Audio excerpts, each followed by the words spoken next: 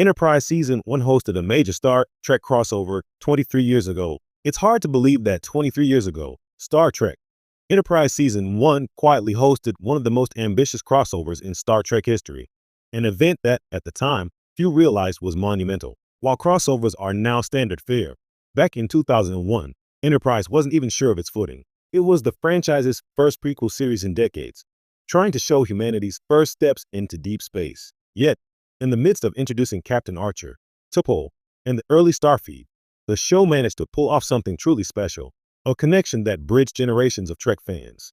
The episode in question wasn't flashy with guest appearances from the original cast. There were no Riker-level swoops or Kirk cameos. Instead, it was subtler, smarter, and ultimately more meaningful. The crossover came through the franchise mythology itself, linking the temporal threads of the TOS era with the burgeoning stories of early 22nd century Starfleet.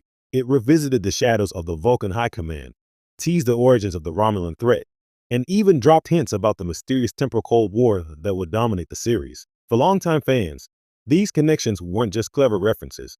They were a form of narrative continuity that retroactively validated decades of Star Trek storytelling. One of the most fascinating aspects of this crossover was how it treated the characters. Captain Archer, still learning what it means to lead, was unknowingly walking the same corridors that Kirk, Spock, and their crews would tread years later.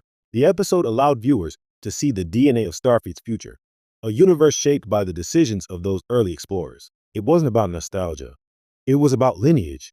Every line of dialogue, every tactical decision hinted at the chain reaction that would eventually produce the Starfleet admirals, captains, and legends of the 23rd and 24th centuries. Even more impressive, the crossover managed to resonate across the fandom spectrum. Older fans recognized the homage to TOS and the careful foreshadowing of TNG-era themes. Younger viewers, some of whom had never seen Kirk in action, experienced a world rich with history, one that felt lived in and expansive. The writers cleverly balanced reverence for the past with the excitement of discovery, demonstrating that Enterprise could honor Star Trek's legacy without being shackled by it. Looking back now, 23 years later, the crossover feels almost prophetic.